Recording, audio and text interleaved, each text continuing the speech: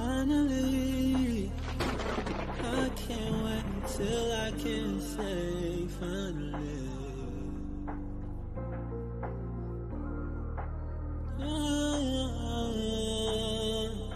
Finally, yeah.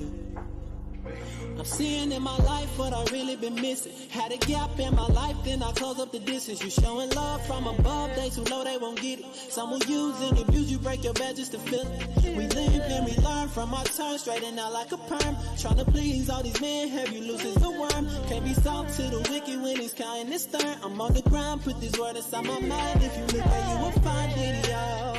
No. They be hating, trying to throw off our vibe. For the good or the evil, tell me which way you side. Doing the worst to say the that you put your life on the line. But this life to the next is like a second in time. So I do, talk to me, listen close, that's the proof. That I suffer like a house, giving others my roof. Gotta learn who just talk or who live in the truth. Ay, we kill each other for the blue and the red. The main people need each other, want their own brother dead. Take a risk to sell some white and now you stuck in the feds. Instead of thinking about your kids, you got your mind on the bread. So some I'm talking out of line, but I'm just keeping it real. Brother finally got put down and now he toting it still. I hate to see the state we in, I know you know how I feel. I know you know how I feel, and I just can't wait to say finally, finally. I just can't wait to say finally, finally. I just can't wait to say finally, finally. I just can't wait to say finally.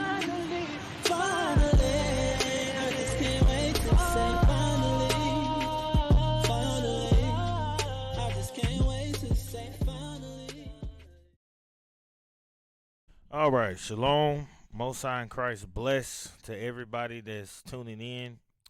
Once again, all praises to the Most High, man. We made it to another Sabbath, right?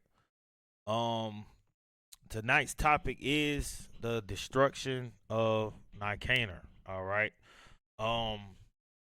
This is not a Sabbath, all right, but this is a day of remembrance for the Israelites, right? And on this calendar, Nicanor will start Sunday night to Monday night. Supposed to be a day of gladness, you know. Let's open up with the book of Deuteronomy, chapter 32 and verse 7. The book of Deuteronomy, chapter 32 and verse 7. Remember the days of old. Remember the days of old, right? We as a people, you know, our history for our people don't go past 1492. Because when you go into your school system, the only thing they teach you about, all right, is our slavery. This specific slavery, right? But they don't teach our people their true history, which is the Bible, okay? And make no mistake about it, all right? When we talking about our people, we talking about you so-called blacks, so-called Hispanics, whose fathers are of Negroid and Indian descent. You are the biblical Israelites, all right? And we have a duty to keep God's commandments in the faith in Christ, right? Read that from the top. The book of Deuteronomy, chapter 32 and verse 7. Remember the days of old. Consider the years of many generations. Ask thy father, and he will shew thee, thy elders, and they will tell thee. They will tell thee, man. So what you have to understand is we have a history, okay? And our history goes back further than 1492, all right? 1619, right? The 1860s. In the 1950s, our history goes past that. Now, First Maccabees, chapter 1. We're gonna show you the history. All right. Of course, during Nicanor, you can read this stuff for yourself, but we're gonna go through it with you, show you, you know, where the main parts of it is at. All right.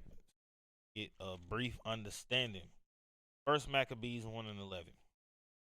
The book of First Maccabees, chapter 1 and verse 11.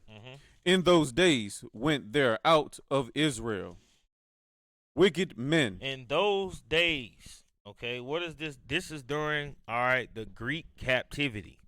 All right, specifically, this time period is about 150 years before Christ came. Okay, this is about the time period that we dealing with. Okay, right? Went there out of Israel wicked men. Come on. Who persuaded many, saying, let us go and make a covenant with the heathen. Let us go and make a covenant with the heathen. So you have, Israelites that are evil. All right. And you can tell, their intentions when they trying to make a covenant with the heathen. They want to be a part of this system in the name of helping people. The Bible is telling you what their true intentions are. We're going to be reading it, right? It's saying that they wicked men, they trying to make a covenant with the heathen, right? Understand that, right? Is that it on that? Make a covenant with the heathen that are round about us. For since we departed from them, we have had much sorrow. Since we departed from them, we have had much sorrow, man. Look at the spirit behind this. This is what they're really saying. Without the so-called white man, we ain't gonna make it. We can't do this on our own. We need massa. That's the type of spirit that they got on them, man. The Bible calling them wicked men that's trying to do this, right? Now, let's go to Psalms. Psalms chapter 79, right? Because when you have evil, wicked men in our nation, right, what happens, right? Psalm 79 and verse. The book of Psalms, chapter 79 and verse 1. O God, the heathen are come into thine inheritance. The heathen are coming to thine inheritance. When you make a covenant with the heathen, you allow the heathen to march right on in.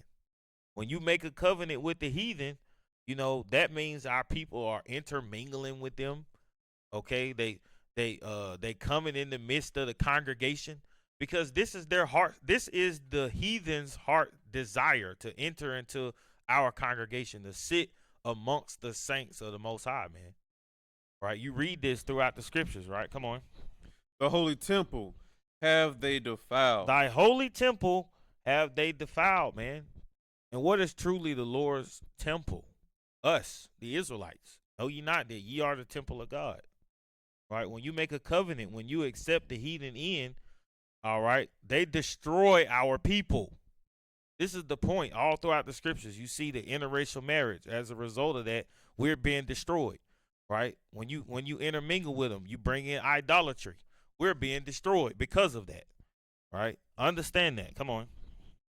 They have laid Jerusalem on heaps. They have laid Jerusalem on heaps. Right? Come on.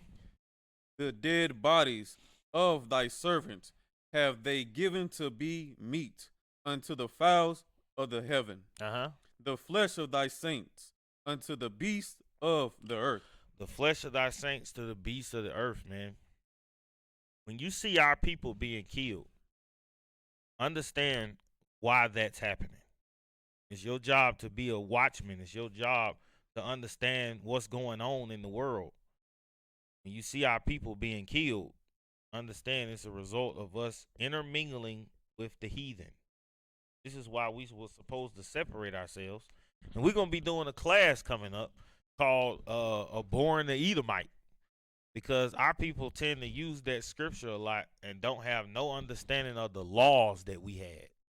The laws that we had in our land. Our people don't read that stuff. What our people do is they run to the book of Colossians and Galatians and start reading that. Pastor sent them straight to the Gospel of John. But there are laws that we have to follow, okay? Let's go to 2nd Maccabees. All right. 2nd Mac chapter 14. 2nd Maccabees chapter 14.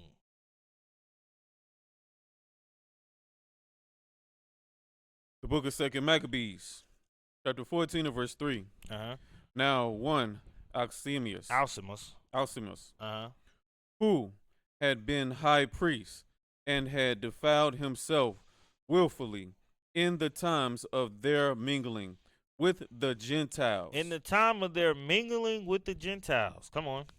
Seeing that by no means he could save himself, nor have any more access to the holy altar. So this man, Alcimus, okay, has defiled himself by intermingling with the heathen. Understand that.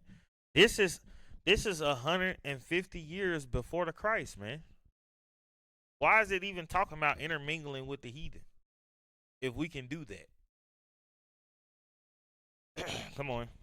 Verse 4, came to King Demetrius in the 151st year, presenting unto him a crown of gold and a palm, and also the boughs which were used solemnly in the temple.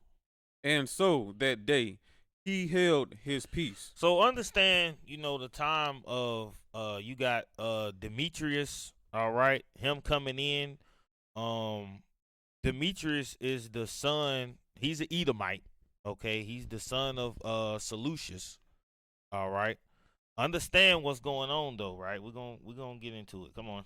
Verse 5, howbeit, having gotten opportunity to further his foolish enterprise. So Alcimus is one of them wicked men, okay? He trying to be the high priest, and he gonna do anything to get there. Okay, come on.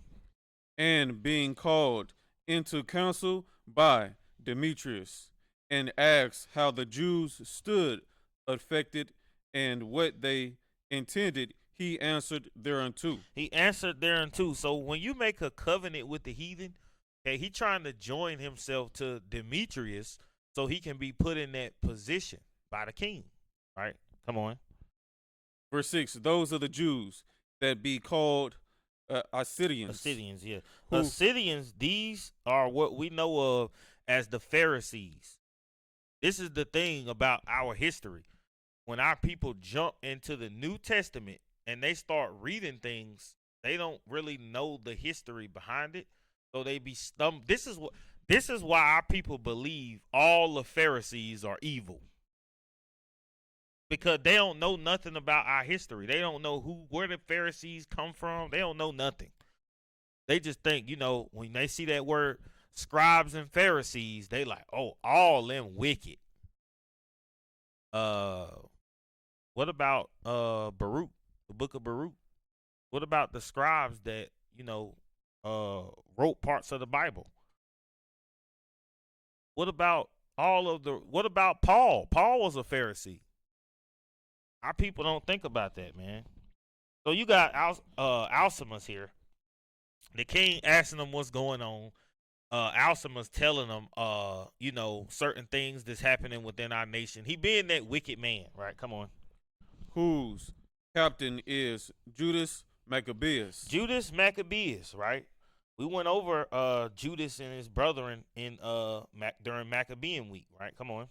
Nourish war and are seditious, and will not let the realm be in peace. So understand, Alcimus is telling this king that Judas is stirring up all types of war, and there's never gonna be a time of stability as long as Judas is in charge. So he undermining the brother, right? Come on. Verse 7, therefore I, being deprived of many of mine ancestors' honor, I mean the high priesthood, am now come hither. Right, come on.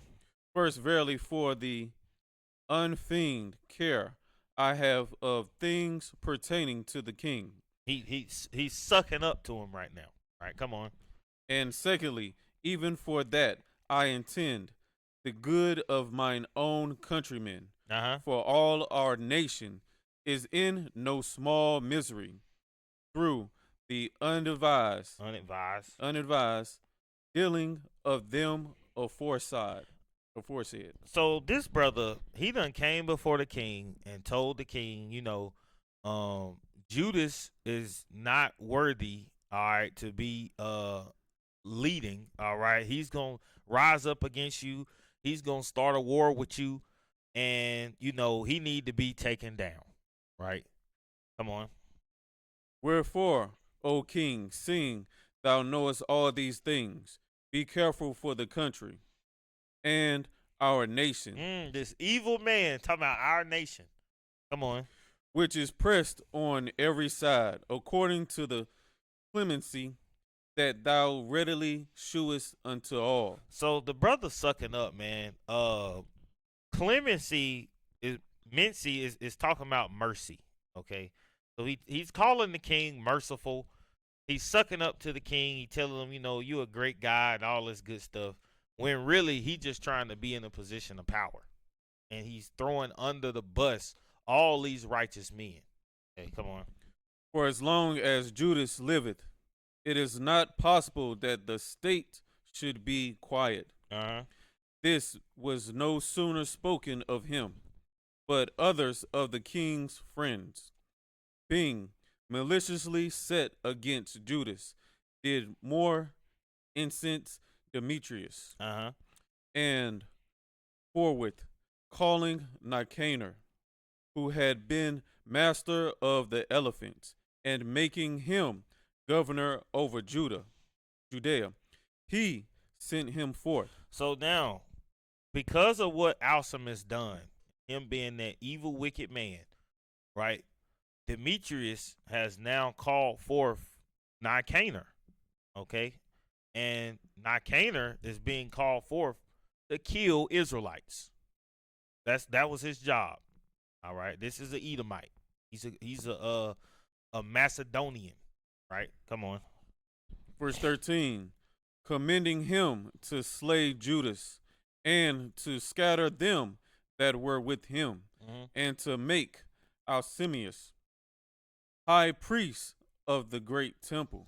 So we say, commanding him to slay Judas and to scatter them that were with him, and to make Alcimus high priest of the great temple. So Alcimus, he got a little smirk on his face. He winning out here. All right, come on. Then the heathen that had fled out of Judea from Judas came to Nicanor by flocks, thinking the harm and calamities of the Jews to be their welfare. Right. So you got when Judas is doing his job, okay, you got heathens that's coming to Nicanor, okay, and they're heathen. They Greeks. All right, come on. Verse 15. Now, when the Jews heard of Nicanor's coming, and that the heathen were up against them, they cast earth upon their heads. The earth is talking about ashes, right? Sackcloth and ashes. Come on. And made supplication to him that had established his people forever, and who always helpeth his portion with manifestation of his presence. With manifestation of his presence. So what it's saying is, this is talking about Christ. Saying that when we call upon the Lord, he manifests himself to us, right? He saves his people. All throughout the scriptures, you read about Christ, all right? And it's saying all these different names that he has. Okay, and this is what our people don't see Christ, because they see all these different names. They see Lord, they see Light, they see Counselor, you see the Almighty, you see the everlasting Father, right? You see the Prince of Peace, you see the Kings of Kings, you see the Lamb, right? You see the man clothed in linen, you see all these different names that Christ has. Our people still don't get it. This is why our people, they'll be reading the Bible, and wherever it'll say Lord at, they'll just say Yahweh. And then, if you got understanding, you looking at the scripture, you like, man, I know that's talking about Christ, but they don't see Christ. This is why somebody will just see Lord and say that's Yahweh. They don't understand that Christ come in the volume of the book. This is this man right here that's talking about he manifests his presence to us, right? Let's go to First Maccabees. And we're gonna prove that too. Some of our people are so simple. First Maccabees chapter 7 and verse 1. The book of First Maccabees, chapter 7 and verse 1. In the 151st year, Demetrius, the son of Seleucus, departed from Rome and came up with a few men unto a city of the sea coast and reigned there. And as he entered into the palace of his ancestors, so it was that his forces had taken Antiochus and Lysias to bring them unto him.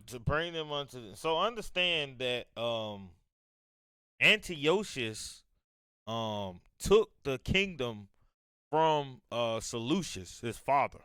Okay, so this is why he's being brought forth. He's a prisoner. Come on. Verse 3. Wherefore, when he knew it, he said, let me not see their faces. So his host slew them. Now, when Demetrius was set upon the throne of his kingdom, there came unto him all the wicked and ungodly men of Israel. All the wicked and ungodly men of Israel coming to this man. Why do you think the king even want to see them in the first place? Because he's using them to destroy the Israelites. And this is what our people don't understand about being in politics. You know, we all seen when Trump ran for president, how he had all them black pastors standing behind him with their hand on his shoulder and stuff. Man, that's wicked, man. That was evil, man. We have to come completely out of politics, man. Because it ain't nothing but sweet words, and they still got their agenda that's just a rolling train. They just got black faces in there to pacify us. Gosh, our people got to start. It's so obvious to see this stuff, man. It's so. Everybody even picked up on when Trump had those two sisters up on the podium being loud, you know, yelling about making America great again. It's just a show, man. They use our people to get to us, man. As long as you voting and being in the midst of politics, you're part of that system. This is why the scriptures tell us to come out of her. Come out of this system. Right? Read that from the top. Verse 5. There came unto him all the wicked and ungodly men of Israel, having Alcimus, who was desirous to be high priest, for their captain. And they accused the people to the king, saying, Judas and his brethren have slain all thy friends, and driven us out of our own land.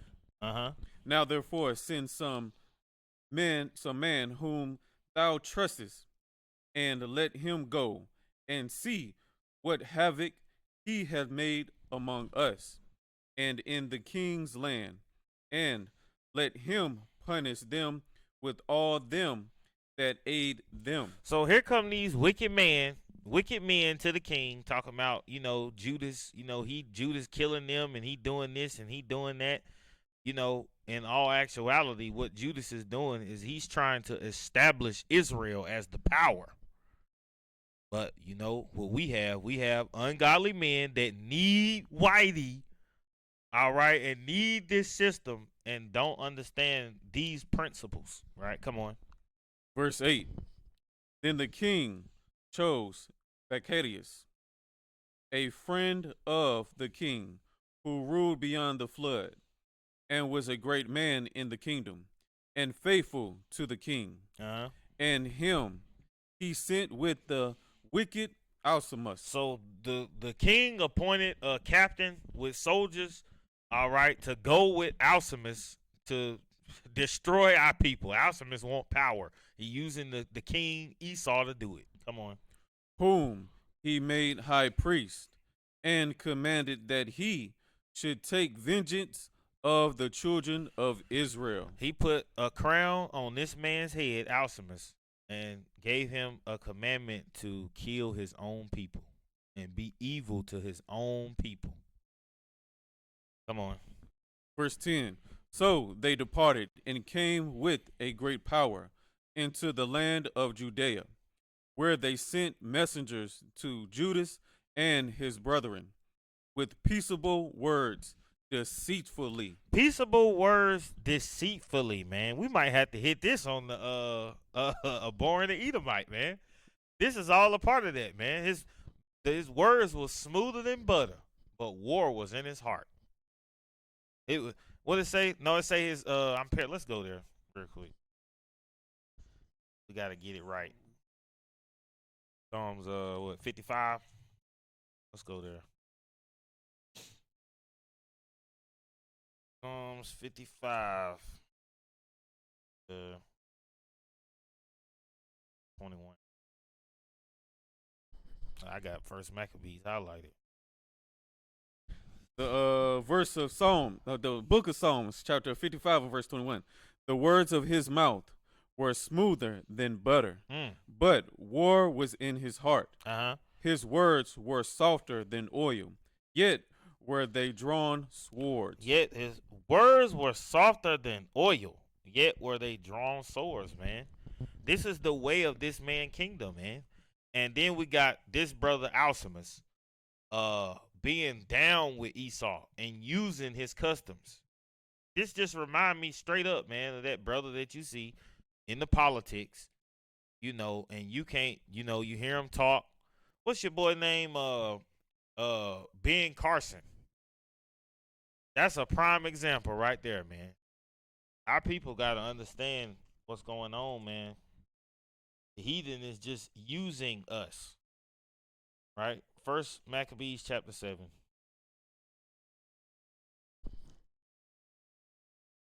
The book of First Maccabees, chapter 7 and verse 10. So they departed and came with a great power into the land of Judea, where they sent messengers to Judas and his brethren with peaceable words deceitfully, but they gave no heed to their words, for they saw that they were come with a great power. So, our people, we wasn't trying to hear those peaceable words, because at the end of the day, why you speaking peace but you got an army with you? This like a brother telling you he don't want no smoke, but he's standing right in front of you with a 9mm in his hand. I'm out. Nah, I don't want no smoke. Brother, you got a whole spirit on you. Come on. Verse 12. Then did there assemble unto Alcimus and Bacchadius a company of scribes to require justice. So these scribes right here, first off, they've been deceived. Understand that, right? Come on. Verse 13. Now the Assyrians were the first among the children of Israel that sought peace of them. Come on. For, said they, one that is a priest of the seed of Aaron is come with this army, and he will do us no wrong. Now, what's being happening here is this is prophecy. This is prophecy that's being unfolded, and they don't even realize it. All right, come on. Verse 15. So he spake unto them peaceably, and sware unto them, saying, we will procure the harm neither of you nor your friends. So they lying to him. They saying Alcimus and his Edomite homie, they saying, we don't want no smoke. We come in the name of peace. All right, we just want to talk to, Judas and, make peace in the land. Right, come on. Verse 16, whereupon they believed him. Whereupon they believed him. Howbeit, he took of them 70 men, and slew them in one day, according to the words which he wrote. The flesh of thy saints have they cast out, and their blood have they shed round about Jerusalem, and there was none to bury them. So, all these men, they done came and they thinking that, it's going to be peace. But the scriptures is saying this is the prophecy that we read in Jeremiah 14. They listen to these false prophets. This is why the scriptures say they're not all Israel, which are of Israel, man. Because we got some wicked men, right? Jeremiah 14, let's read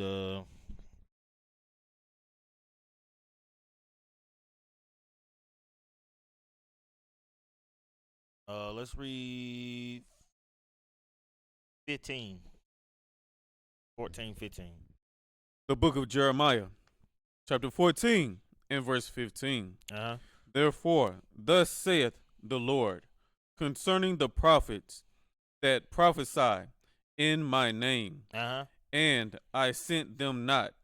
Yet they say, sword and famine shall not be in this land. Uh-huh. By sword and famine shall those prophets be consumed. This is the prophecy telling you when these men come and they say, ain't no sword and no famine gonna be in this land, we gonna have peace.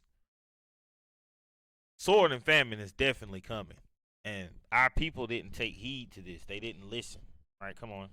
And the people to whom they prophesy shall be cast out in the streets of Jerusalem. In the streets of Jerusalem. They in Judea. Come on. Because of the famine and the sword, and they shall have none to bury them. Mm-hmm. Them, their wives, nor their sons, nor their daughters, for I will pour their wickedness upon them. So back to First Maccabees chapter 7. Let's read verse 17 again. The book of First Maccabees, chapter 7, and verse 17. The flesh of thy saints have they cast out, and their blood have they shed round about Jerusalem, and there was none to bury them. Wherefore the fear and dread of them fell upon all the people, who said, there is neither truth nor righteousness in them, for they have broken the covenant. They what, brother? For they have broken the covenant. No, thou shalt not abhor Edomite. For they have broken the covenant. Man, you gotta understand, man, these Edomites have been the devil. Go back to that Psalms 55, man. They broke that covenant. Dude, we need to change the name of this class. Hold on, yeah. Psalms 55 and read that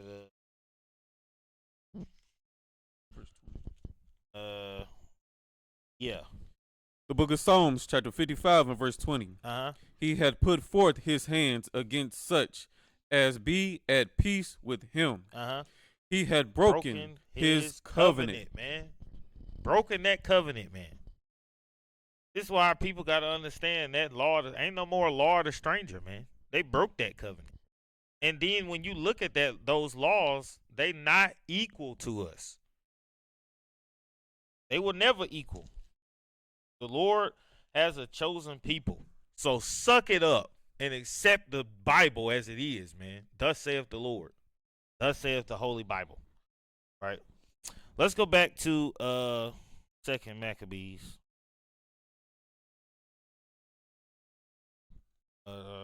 Chapter 14.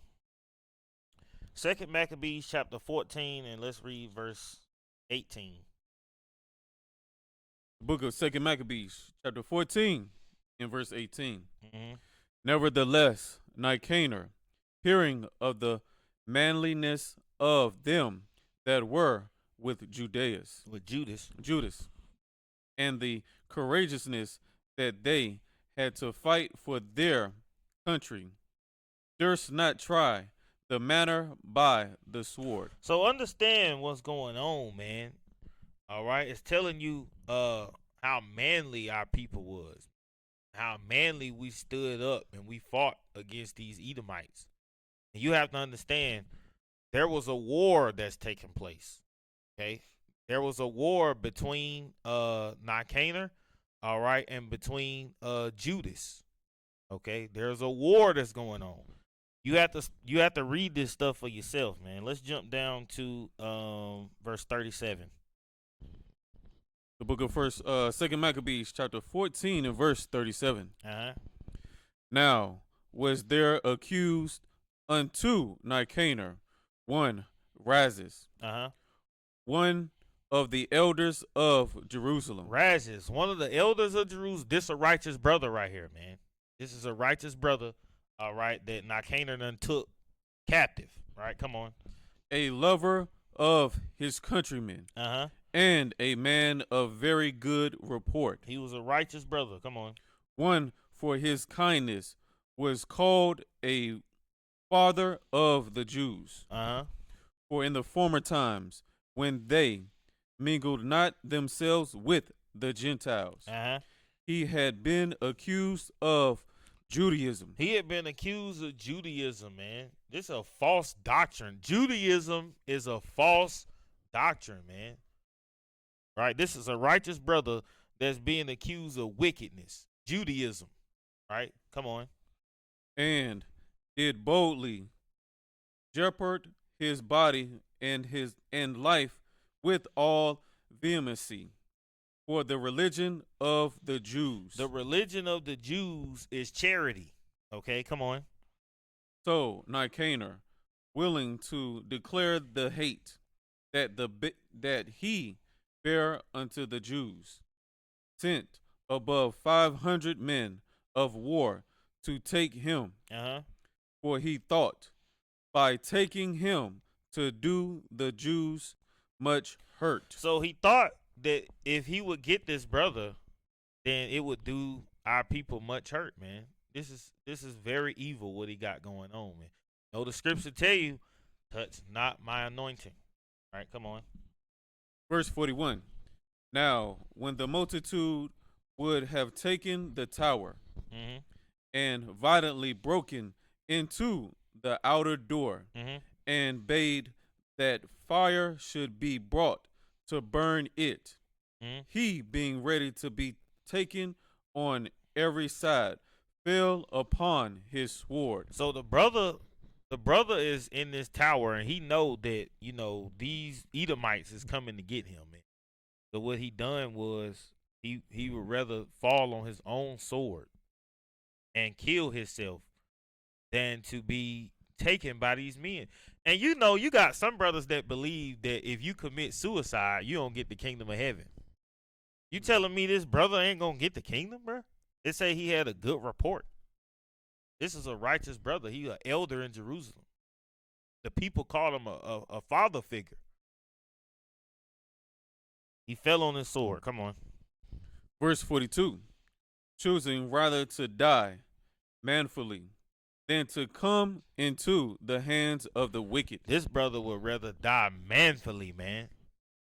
See, this is our history right here. Our people were some bold men of the Lord that stood for these commandments. And our people can't even keep the Sabbath day. Brothers won't even put fringes on their shirt. Sisters can't even wear a dress. And then you got these men that would rather die than transgress God's commandments. They would rather die than dishonor their God, man. This is our history. We supposed to look upon this, and it's supposed to encourage us to keep pushing. We stressed out about bills. This man about to be killed by these Edomites, man. Come on. Choosing rather to die manfully than to come into the hands of the wicked, to be abused otherwise than beseemed his noble birth. But missing his stroke through haste, the multitude also rushing within the doors, he ran boldly up to the wall and cast himself down manfully among the thickest of them. So the brother, he tried to kill himself, but he basically couldn't do it. So he stabbed himself and he missed. Okay, come on. Verse 44. But they, quickly giving back, and a space being made, he fell down into the midst of the void place. So the brother jumped basically out the window and tried to kill himself on the men, right, that was coming in. But they moved out the way and he hit the ground, right? Come on. Verse 44. Nevertheless, while there was yet breath within him, being inflamed with anger, he rose up, and though his blood gushed out like spouts of water, and his wounds were grievous, yet he ran through the midst of the throng, and standing upon a steep rock, when as his blood was now quite gone, he plucked out his bowels, and taking them in both his hands, he cast them upon the throng, and calling upon the Lord of life and spirit to restore him those again, he thus died. This brother, man, tried to kill himself, couldn't do it. He jumped out the window, right? Got up off the ground, took his guts out of his body, right, and was throwing them at the soldiers, man. This brother was a mighty man, right? Some folk can't even, pull out a what you call it, a splinter. This man, do you know how strong you gotta be to do something like this? Do you know how? Because when you get shot, imagine how hard it is to take a bullet out with your bare hand. Just go in and get the bullet out. This brother, that's very manful, right? Second Maccabees, chapter 15 and verse 1. The book of Second Maccabees, chapter 15, in verse 1. But Nicanor, hearing that Judas and his company were in the strong places about Samaria, resolved without any danger to set upon them on the Sabbath day. So here they come, all right? Nicanor and them on the Sabbath day. Come on. Nevertheless, the Jews that were compelled to go with him said, "Oh, destroy not so cruelly and barbarously, but give honor to that day, which he that seeth all things hath honored with holiness above other days." Brothers, that we always say, the Sabbath overrides, all right, another so if you have a feast day, all right, you can cook on the feast days, on the Sabbaths, on the feast. But if that feast falls on the weekly Sabbath, you still have to observe the laws of that weekly Sabbath over that feast day. Even though you can cook on a feast, if that feast fall on the Lord's Sabbath day, you're not supposed to be cooking and doing whatever else you want to do on the Lord's Sabbath. You have to honor this day. This is the precept right here. They say have honor with holiness above other days. Period. All right, come on. Verse 3. Then the most ungracious wretch demanded, if there were a mighty one in heaven that had commanded the Sabbath day to be kept. And when they said, there is in heaven a living Lord, and mighty, who commanded the seventh day to be kept. So look at the spirit of the devil on this man. See, this is what our people don't realize. This man is Satan. And he's saying, we don't have to keep no Sabbath day. Ain't no Lord in heaven that commanded no seventh day to be kept. And they saying, that's not true. Now keep in mind the time period that this is in, man. And they telling the brother, look, there is a living Lord, and there is a Sabbath day that's commanded to be kept. Come on. Verse 5. Then said the other, and I also am mighty upon earth, and I command to take arms and to do the king's business. To do the king business, right? The king does not care about the Sabbath. Come on. Yet he obtained not to have his wicked will done. So Nicanor, in exceeding pride and haughtiness, determined to set up a public monument of his victory over Judas and them that were with him. But Maccabeus had ever sure confidence that the Lord would help him. Now, when they say Maccabeus, it's still talking about Judas right here. Still talking about Judas, right? You read that in First Maccabees chapter 2, right? Come on. Verse 8. Wherefore he exhorted his people not to fear the coming of the heathen against them. So the brother, all right, is standing in great boldness and telling the people, look, man, we got the only living true God on our side with us. Don't fear these men. All right, come on.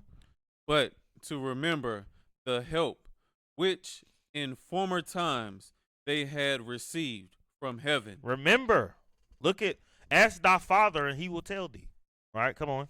And now to expect the victory and aid. To expect the victory and aid, man. What is this when it say expect? And expectation is you know that something is going to happen. You have hope.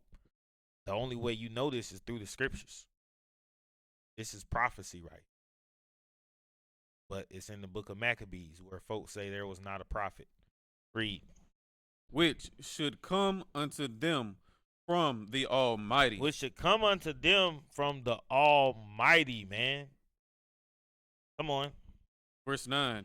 And so comforting them out of the law and the prophets. And the prophets, man. You have to understand what we read in Jeremiah. That was prophecy about these events here. Right? Then we read earlier, what was that in First Maccabees, about the manifestation of that man. This is that man, the Almighty right here. Come on. And withal putting them in mind of the battles that they won afar, he made them more cheerful. He made them more cheerful, man. He gave them the speech, right? You seen the movie 300, right? When he gave the speech, what did he say? We are Spartans. Whatever he said. Man, those was our people. But they covered that up with them Edomites. That movie 300 was really about our people, man. All right, come on. Verse 10. And when he had stirred up their minds, he gave them their charge, shewing them there withal the falsehood of the heathen and the breach of oaths. And the breach of oaths, man. This man Edom, okay, has done this thing where he, put forth these contracts and these oaths, and then he break them, man. He done it with the peace treaties, man. He broke all of them, man. Yeah, and then when you really look at it, how spiritual it is, you see that the Seminole Indians didn't make no treaties with the so-called white man. Why is that? Because they already knew how they got down, man. Right? This right here is saying the same thing. History is repeating itself. We see, this is how we know how Esau get down, because this ain't the first time they done this stuff. All right, come on. Verse 11. Thus he armed every one of them, not so much with defense of shields and spears, as with comfortable and good words. And beside that, he told them a dream worthy to be believed, as if it had been so indeed, which did not a little rejoice them. And this was his vision. This was his what?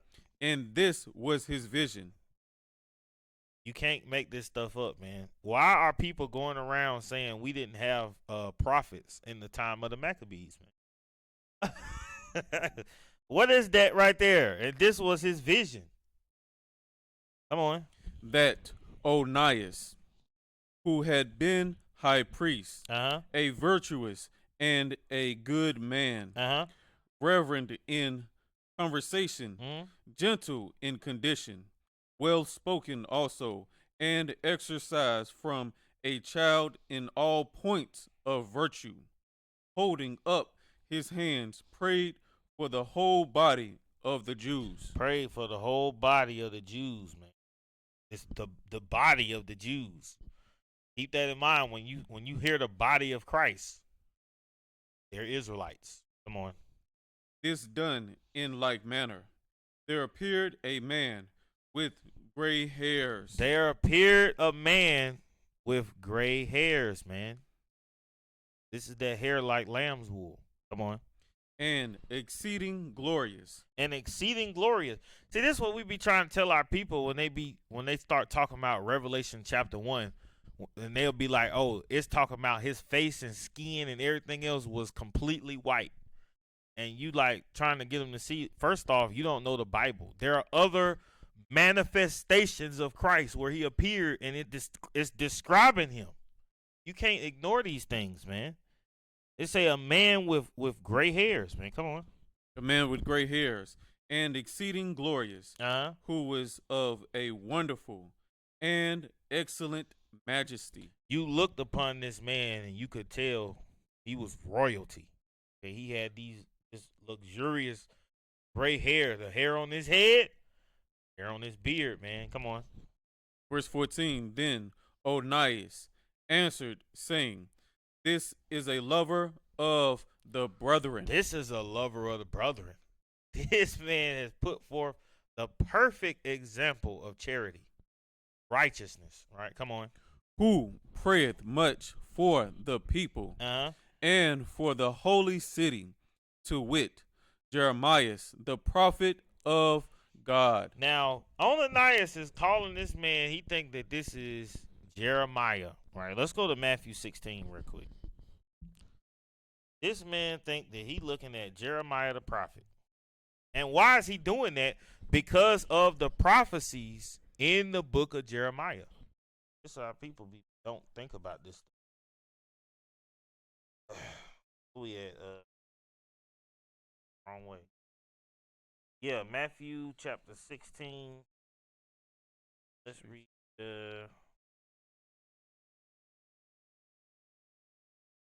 verse 13. The book of Matthew, chapter 16 and verse 13. When Jesus came into the coast of Caesarea, Philip, he asked his disciples. So this is Christ, all right. He in Philippi, right? Come on.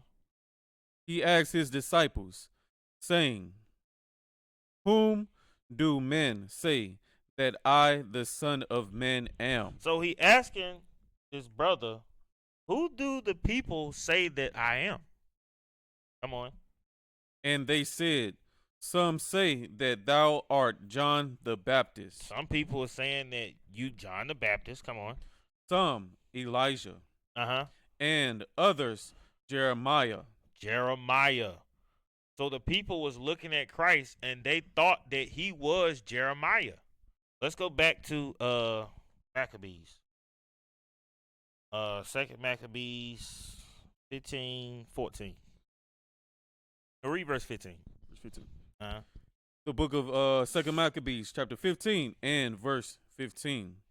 Whereupon Jeremiah, holding forth his right hand, gave to Judas a sword of gold, and in giving it spake thus. So this brother think that this is Jeremiah, man. But in all actuality, this man in majesty, all right, that's standing there with these gray hairs upon his head, is talking about the Christ, Yahushua, the Messiah, right, the Holy One. All the names that he has throughout this Bible. You don't have his real true name. Only he does. And the only time you going to know what it is if you get the kingdom of heaven. Then the Lord will restore that pure language to us that we may all call upon his real name. All right, come on. Verse 16. Take this holy sword, a gift from God, with the which thou shalt wound the adversaries. You don't think this sword is gonna be brought forth, man? The heathen got this somewhere.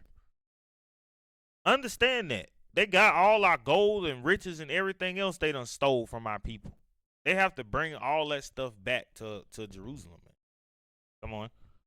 Verse 17, thus being well comforted by the words of Judas, which were very good and able to stir them up to valor and to encourage the hearts of the young men, they determined not to pitch camp, but courageously set upon them and manfully to try the manner by conflict, because the city and the sanctuary and the temple were in danger. They understood what was going on, man, and they had to prepare themselves for war. Right? Come on. For the care that they took for their wives and their children, their brethren and kinsfolk, was in least account with them. But the greatest and principal fear was for the holy temple. Also, they that were in the city took not the least care, being troubled for the conflict abroad. And now, when as all looked what should be the trial, and the enemies were already come near, and the army was set in array, and the beasts conveniently placed, and the horsemen set in wings. Maccabeus, seeing the coming of the multitude and the diverse preparations of armor, and the fierceness of the beast, stretched out his hands toward heaven, and called upon the Lord that worketh wonders, knowing that victory cometh not by arms. That victory cometh not by arms, man. You have to understand what's going on here, man. Right? Our people is being encouraged, right? But they seeing this army, okay, and it's set before them. They don't know how they gonna do it. But you have to understand something. We have the one true and living God. All right, come on. But even as it seemeth good to him, he giveth it to such as are worthy. Therefore, in his prayer, he said, after this manner, O Lord, thou didst send thine angel in the time of Ezekiel, king of Judea, and didst slay in the host of Sennacherib 184,500. Wherefore, now also, O Lord of heaven, send a good angel before us for a fear and dread unto them.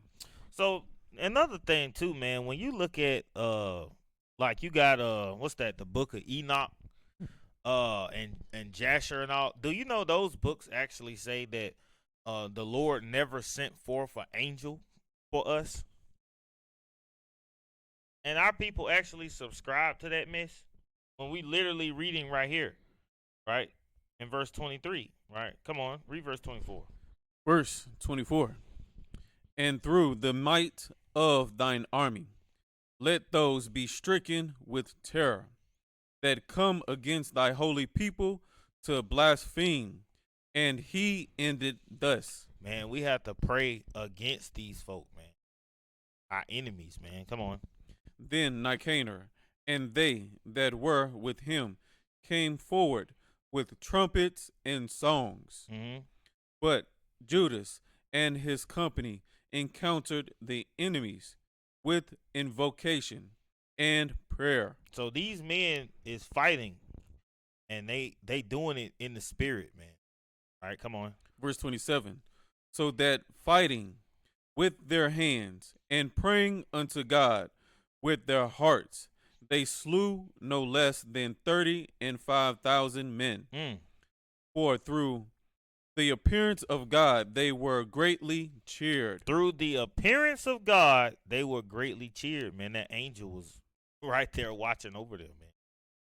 Come on. Verse 28. Now, when the battle was done, returning again with joy, they knew that Nicanor lay dead in his harness. Nicanor lay dead in his harness, man. So they went to war and they slayed these Edomites, man. Killed Nicanor. Cold blood. Come on. Then they made a great shout and a noise, praising the Almighty in their own language. All praise to the Most High, man. Come on. And Judas, who was ever the chief defender of the citizens. The chief defender of the citizens, man. Hey, we are the defenders of Zion, man. Believe that. Come on. Both in body and mind. Uh-huh. And who continued his love toward his countrymen. Uh-huh. All of his life commanded to strike off Nicanor's head. To strike off Nicanor's head, man. Let's pull that picture back. All praises. Come on. And his hand with his shoulder, and bring them to Jerusalem. And bring them to Jerusalem. When they say to strike off Nicanor's head and his hand, right? This hand is showing you something. It's a similitude of something, man. Because when we went to war, you read this in our history, that we would cut off the fingers and toes of our enemy. It means something, right? Come on. Verse 31. So when he was there and had called them of his nation together and set the priests before the altar, he sent forth them that were of the tower and shewed them vow Nicanor's head and the hand of that blasphemer. That hand of that blasphemer, man. Right? This man blasphemed because he said, I don't even know if we read that part or not. This man basically said that he was going to burn down and destroy the Lord's temple, man. Right? He had to be put to death, man. Right? Come on. Which with proud brags he had stretched out against the holy temple of the Almighty. And when he had cut out the tongue of that ungodly Nicanor, come on, he commanded that they should give it by pieces unto the fowls, and hang up the reward of his madness before the temple. See, when we read this stuff, man, we getting a glimpse of the glory the Lord is going to allow us to have in that day, man. If we make it, man. Come on. Verse 34. So every man praised toward the heaven, the glorious Lord, saying, Blessed be he that had kept his own place undefiled. He hanged also Nicanor's head upon the tower, an evident and manifest sign unto all of the help of the Lord. All the help of the Lord, man. Surely the Lord is good to Israel, man. Psalm 73. All right, come on. Verse 36.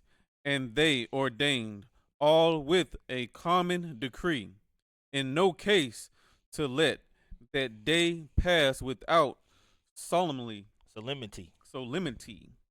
but to celebrate the 13th day of the 20th month. The 12th month. The 12th month, which in the Syrian tongue is called Adar. The day before Mordecai's day. So this right here is where we reading that, this day is ordained to be a day of remembrance. Right? We celebrate this day that we got the victory over these devils. Okay, come on. Verse 37. Thus went with Nicanor, and from that time forth the Hebrews and the city had the city in their power. And here will I make an end. So understand what the destruction of Nicanor is all about. All right, it's about our people dealing with these devilish Greeks. All right, which the Bible calls them Idumeans. All right, they went to war with our people, and we overcame them. We destroyed them. All right. We cut off the head of our enemy. All right. And we were in great joy and gladness because our God helped us, man. Our God went to war for his people. All right. The book of Acts, chapter 5 and verse 29. The book of Acts, chapter 5 and verse 29. Mm-hmm. Then Peter and the other apostles answered and said, we ought to obey God rather than men. We ought to obey God rather than men every single day, man. We're going to continue to push this truth to the apocalypse, man. Lord's will, tomorrow we're going to go into Purim. All right. These feasts are coming up. All right. And we have to make sure that we have some type of understanding, because in this truth, you have to know what you are doing and why you are doing it. Why are you celebrating this stuff? All right. And with that, we say, Shalom. Shalom.